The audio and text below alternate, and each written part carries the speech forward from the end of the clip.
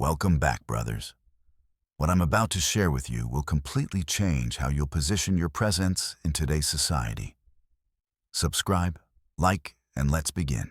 Have you ever noticed the silence that falls when you speak an uncomfortable truth?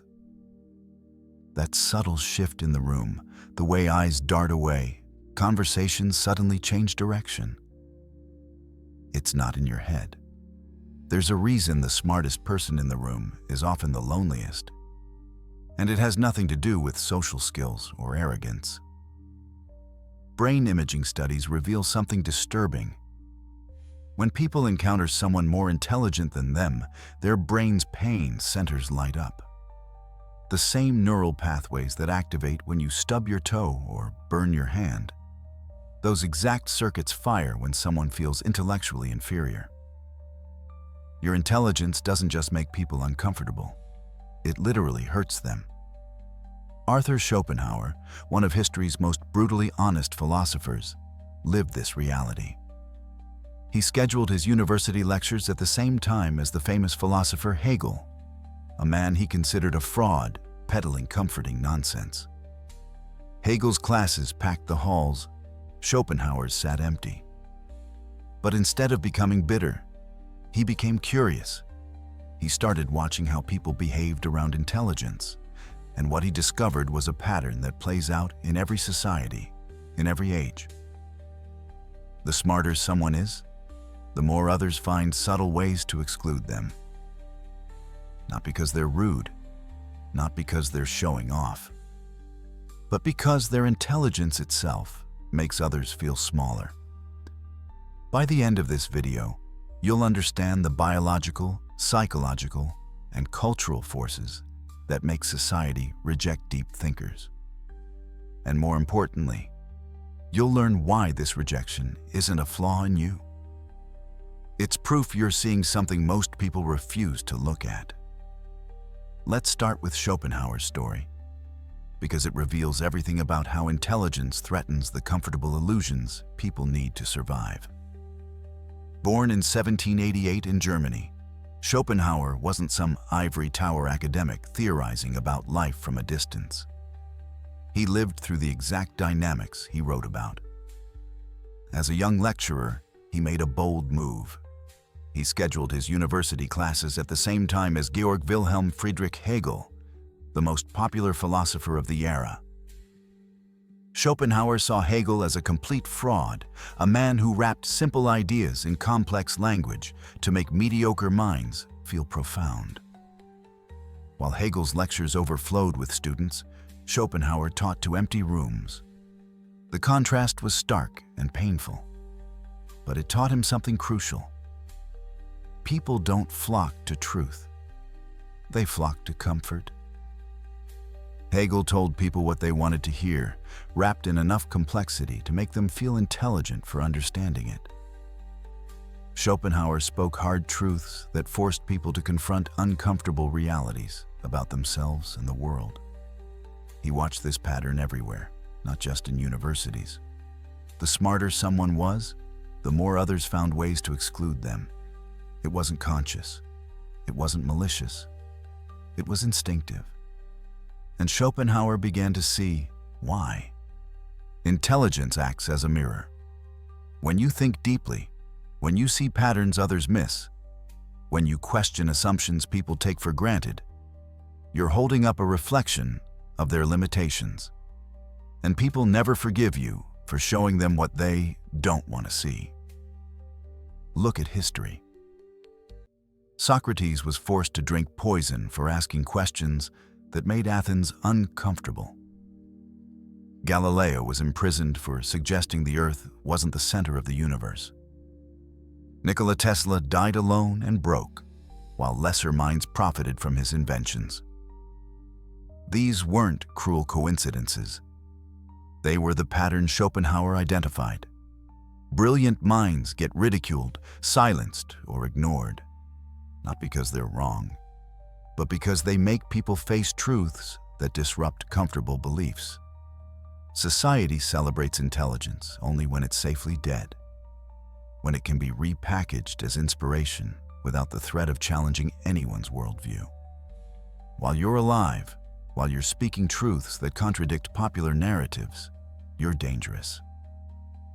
And here's where it gets darker. Modern neuroscience has proven that Schopenhauer was right about something he couldn't have known through brain scans or technology. He saw it through pure observation, through watching human behavior with unflinching honesty. When someone encounters a person more intelligent than them, their brain literally registers it as a threat. A 2021 study in social psychology revealed something remarkable. When people feel intellectually inferior, it activates the same neural pathways as physical pain. It's not just a figure of speech when someone says intelligence hurts their ego. The brain's pain centers, the ones that fire when you experience actual bodily harm, those same regions light up when someone feels outsmarted or intellectually inadequate. The amygdala, your brain's alarm system, the ancient structure that kept our ancestors alive by detecting threats, it activates when you're in a room with someone significantly more intelligent than you. Think about what that means. Your intelligence triggers a primal fear response in others, not because you're being aggressive or condescending, simply because your capacity to think deeply registers as danger to their psychological survival. And here's the crucial detail Schopenhauer observed 200 years ago that science confirms today. This response amplifies in group settings. When someone feels intellectually inferior in private, it's uncomfortable. When they feel it in front of others, it becomes unbearable. Because now it's not just about their private self-image. It's about their social status, their position in the hierarchy, their value in the eyes of the group. The brain is wired to protect social standing above almost everything else. For most of human history, being excluded from the tribe meant death. Your ancestors who cared deeply about their social position survived. Those who didn't care died alone in the wilderness. So when your intelligence makes someone look foolish in front of others, their brain interprets it as a survival threat. This is why mediocrity thrives socially. The person of average intelligence makes everyone around them feel safe, even superior. They don't trigger anyone's defense systems. They don't force uncomfortable self-reflection. They're socially easy to digest. But you, with your ability to see 3 moves ahead, to spot contradictions in popular narratives, to ask questions that expose flawed assumptions, you're walking into rooms and triggering alarm bells in every direction. Not because you want to, not because you're trying to make people feel small, but because the mere presence of your mind forces others to unconsciously measure themselves. And many don't like what they find. Schopenhauer noticed something else. The dynamics differ between men and women. Intelligent men face direct confrontation or subtle exclusion. They're challenged, dismissed, or simply avoided. Intelligent women face a double bind. Society punishes them both for their intelligence and for defying expectations about how women should present themselves. A woman who thinks deeply and speaks truthfully faces resistance not just for being smart, but for refusing to perform the social role expected of her. This isn't ancient history. You've lived this. Think about the last time you shared a complex idea at work and watched faces glaze over, or worse, harden with resentment. Think about social gatherings where your attempt to discuss something meaningful gets redirected back to sports, gossip, or complaints about traffic. You learned to keep certain thoughts to yourself because sharing them created tension you didn't understand at the time. Now you understand. You weren't being socially awkward. You were triggering pain responses in people who needed to believe they were just as perceptive as you. But Schopenhauer's insight goes deeper than social psychology. He built an entire philosophy around understanding why this happens and what it reveals about human nature. Schopenhauer's central concept, was the will, a blind, irrational force that drives all human behavior. Not will in the sense of willpower or choice, but a fundamental drive underlying all of existence. For most people, this will manifests as the will to comfort, the will to pleasure, the will to validation. They seek experiences that feel good and avoid anything that creates psychological discomfort. But intelligent people operate differently. They develop what Schopenhauer called the will to truth, an insatiable desire to understand reality, even when that understanding brings pain, even when it isolates them, even when it strips away comforting illusions. This creates a fundamental disconnect. While most people find meaning in relationships, entertainment, and routine pleasures, deep thinkers often feel disillusioned with these things. Not because they're depressed or cynical, but because they see them as distractions from deeper existential questions. The small talk that bonds most people feels empty to you. The popular entertainment that captivates millions feels shallow. The goals that drive your coworkers feel arbitrary. You're not better than them. You're just operating from a different programming. They seek pleasure and avoid difficult truths. You seek truth, even when it leads to discomfort and isolation. Society naturally organizes around the majority, and the majority prefers comfort to clarity. This is why Schopenhauer observed that people flock to comforting nonsense while avoiding harder truths. It's not stupidity, it's survival strategy. Comfortable illusions make life bearable. Harsh truths make it difficult. So when you walk into a room carrying the will to truth, you're carrying something that threatens the social contract everyone else has implicitly agreed to. The contract that says we'll pretend things are simpler than they are, that we'll avoid topics that create discomfort, that will validate each other's surface-level observations and call it connection. You break that contract without even trying. And people punish contract breakers instinctively. Schopenhauer wrote something that captures this perfectly. A man must be still a greenhorn in the ways of the world if he imagines that he can make himself popular in society by exhibiting intelligence and discernment. He's saying that if you think showing how smart you are will make people like you, you're naive about how humans actually work.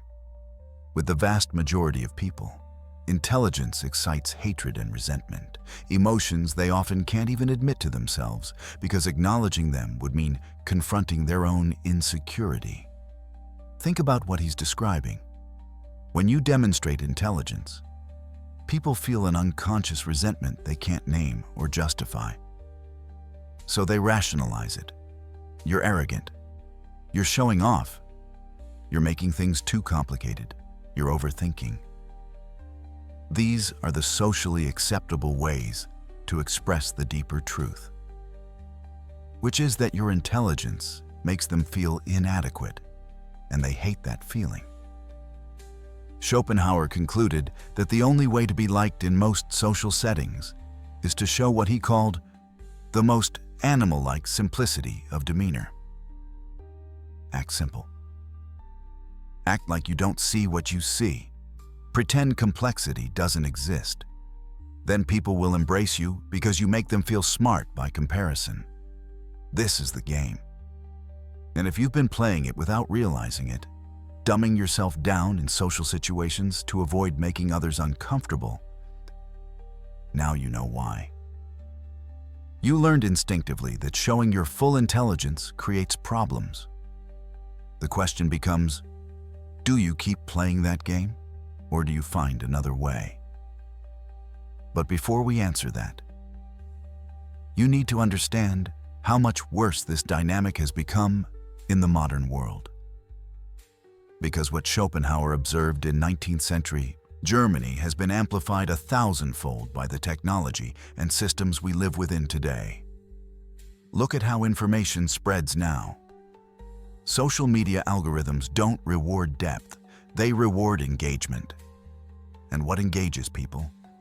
content that confirms what they already believe, content that's emotionally charged, content that can be consumed in seconds without requiring thought. Deep, nuanced ideas don't go viral. Hot takes do. Simplistic slogans do. Outrage does. The algorithm has learned that complexity makes people scroll past, while simplicity makes them stop, react, and share. So the entire system is built to punish intellectual depth and reward surface-level stimulation. Try sharing a thoughtful, carefully reasoned post on any platform. You'll get a handful of likes from people who already think like you. Now watch someone post an inflammatory opinion or an oversimplified statement about a complex issue. Thousands of engagements. The algorithm pushes it to millions. The more intellectual someone is, the harder it becomes to compress their ideas into bite-sized, viral-friendly formats. Real understanding requires context, nuance, qualification. But social media punishes all of that. You have seconds to capture attention. You need to trigger an immediate emotional response. Anything requiring sustained thought gets buried. As a result, society increasingly gravitates toward entertainment rather than enlightenment. The thoughtful voices get drowned out by the loud ones. The deep thinkers struggle for visibility, while influencers who package simplistic advice as profound wisdom build massive followings. Schopenhauer watched people choose Hegel's elaborate nonsense over his harder truths. Today, you watch people choose motivational speakers and self-help gurus over genuine philosophical inquiry. Same pattern: faster speed, wider reach. And there's a cost to this. When the intellectual voices get marginalized, when depth is punished and simplicity rewarded, society loses its capacity to solve complex problems. We end up with populations that mistake confidence for competence, that prefer comfortable lies to difficult truths, that celebrate those who tell them what they want to hear while ignoring those who could actually help them understand reality. You feel this acutely because you're on the losing side of this dynamic. You're the one creating content that gets 10 likes while watching vapid posts get 10,000. You're the one offering genuine insights while charlatans package cliches as wisdom and build empires. It's frustrating, it's isolating, and it proves Schopenhauer's point. Intelligence isn't just socially disadvantageous.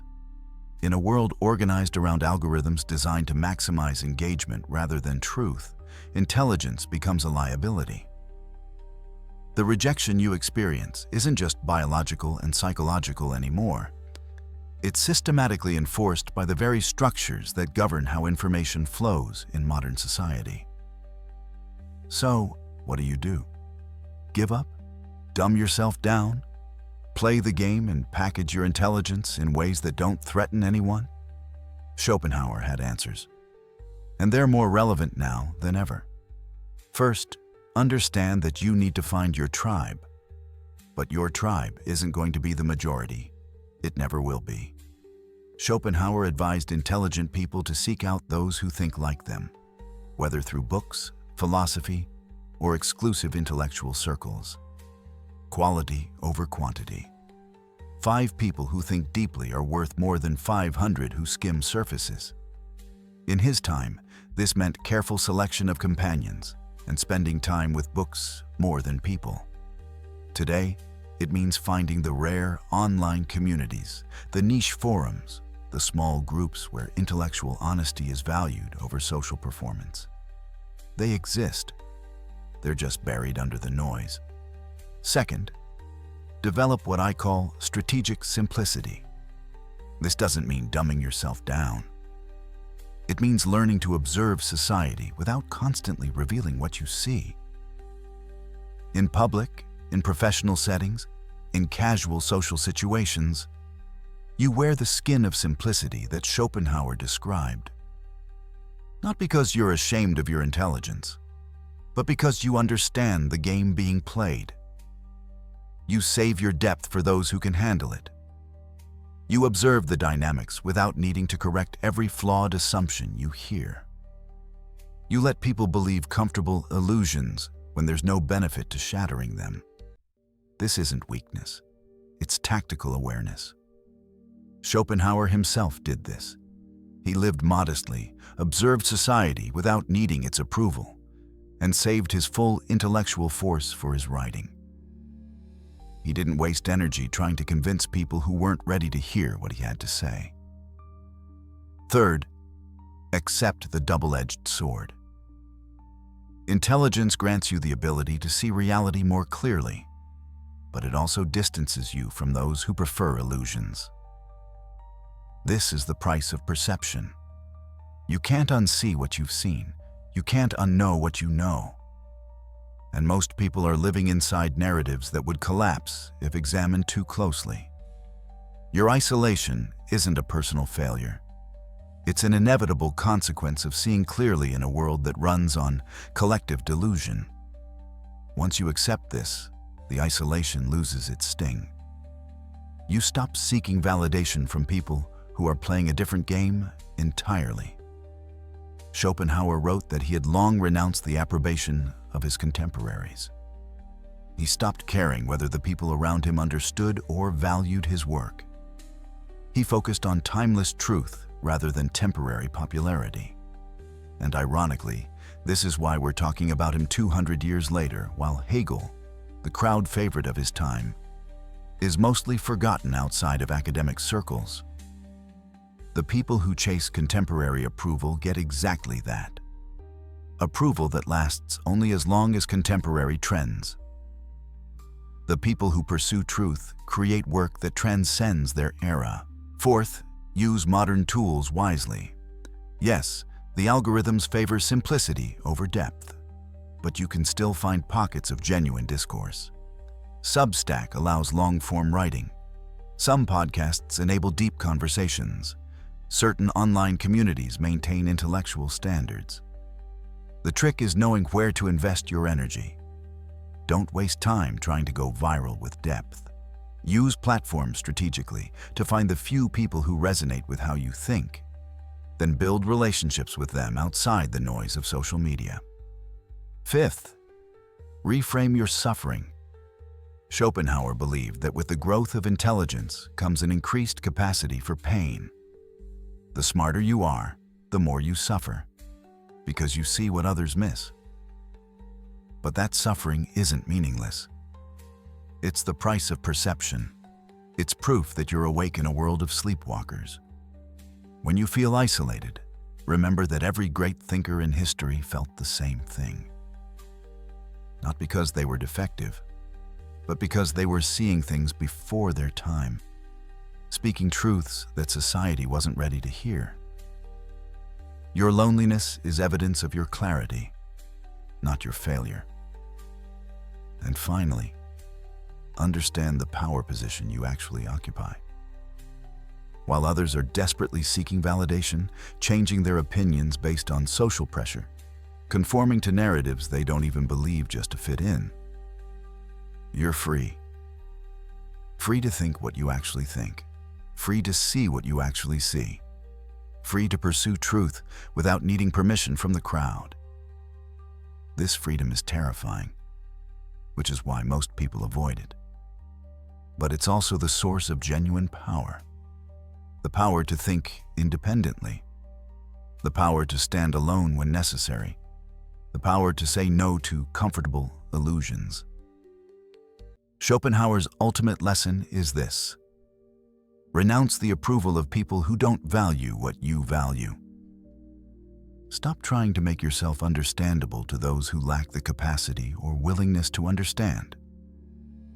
Instead, embrace the path of the thinker, knowing it's a lonely path, but the only one that leads to genuine insight. Your suffering has a purpose. You're seeing what others cannot or will not see. And while that makes you lonely now, it puts you in the company of every great mind that pushed humanity forward. They were all rejected first, celebrated later, but only after they were safely dead. The question is, do you have the courage to keep thinking, keep speaking truth, keep refusing to play the game of comfortable mediocrity, even knowing it will cost you social acceptance? Because that's the choice. Dumb yourself down and be liked, or think clearly and be alone. There's no middle path. The world hasn't changed since Schopenhauer's time in this fundamental way. Society still fears intelligence, still punishes depth, still rewards those who make people feel comfortable over those who make them think. Let me bring this all together, because understanding this pattern changes everything about how you navigate the world. Society doesn't hate intelligence itself. It hates what intelligence reveals. When you think deeply, you expose the shallow foundations most people build their lives on. When you ask hard questions, you threaten the comfortable narratives people use to avoid existential anxiety. When you see through social games, you remind everyone else that they're playing games they pretend are real. This rejection is biological. The pain centers in their brains literally activate when you make them feel intellectually inferior. It's psychological. Their egos can't tolerate the comparison, so they rationalize reasons to dismiss or exclude you. And it's cultural. Modern systems are designed to reward engagement over truth, simplicity over complexity, comfort over clarity. All of these forces work against you. They've worked against every deep thinker throughout history. Schopenhauer saw this pattern and had the courage to name it. Intelligence isolates. Truth alienates. Clarity costs you connection with those who prefer illusion. But here's what you need to understand. If you've felt this isolation, if you've experienced this rejection, if you've dumbed yourself down in social situations and felt ashamed for doing it, you're not broken. You're awake. You're seeing the game that most people play unconsciously. And once you see it, you can't unsee it. But you can choose how to respond. You can keep trying to fit into a world that will never fully accept you. Or you can find the few people who think like you, build depth with them, and stop seeking validation from those who lack the capacity to understand what you're offering. Schopenhauer's insights from 200 years ago are more relevant today than they were in his own time. Because today, the forces that marginalize deep thinkers have been amplified by technology. The algorithms that govern our information flow, the social systems that reward conformity, the cultural pressure to stay positive and avoid difficult truths. All of it makes intelligence even more of a social liability than it was in 19th century Germany. But the loneliest minds push humanity forward. Always have. Always will. The thinkers who refuse to conform, who keep asking hard questions, who pursue truth even when it costs them everything, they're the ones who eventually change how everyone thinks. Just not in their own lifetimes. Not while they're still dangerous. Society celebrates intelligence only when it's safely dead, when it can be turned into inspiration without threatening anyone. While you're alive, while you're thinking thoughts that challenge popular narratives, you're a problem to be managed, avoided, or excluded. So here's my question for you. Knowing all this, knowing that your path will be lonely, that your intelligence will cost you social acceptance, that the world will resist you at every turn, do you have the courage to keep thinking? Because that's what separates those who merely survive from those who actually live with integrity. The willingness to embrace the isolation that comes with seeing clearly. The strength to stand alone when the crowd demands conformity. The courage to speak truths that make people uncomfortable rather than lies that make them feel good. If this video resonated with you, if you felt seen and understood in a way you rarely experience, then you're part of a different breed of thinker. You're someone who values truth over comfort, clarity over connection, depth over popularity. This channel exists for men like you. Men who refuse to pretend. Men who are done dumbing themselves down. Men who would rather be alone with their thoughts than surrounded by people who force them to perform a simpler version of themselves. So subscribe if you're ready to stop playing the game. If you're done seeking approval from people who will never value what you value. If you're ready to embrace the path that Schopenhauer walked, the lonely road of the thinker who sees what others refuse to look at. And leave a comment. Tell me if you faced rejection for thinking differently. Tell me where you felt this isolation. Tell me if you've dumbed yourself down just to fit in. Because you're not alone in this. There are others like you. We're just scattered, buried under the noise, harder to find because we don't scream for attention. But we're here, and we recognize each other. Remember this. Society celebrates intelligence only when it's safely dead. While you're alive, while you're thinking dangerous thoughts, while you're seeing through comfortable illusions, you're a threat. Be that threat. Stay dangerous. Keep thinking. The world needs you more than it knows, even if it spends your entire lifetime rejecting you for it.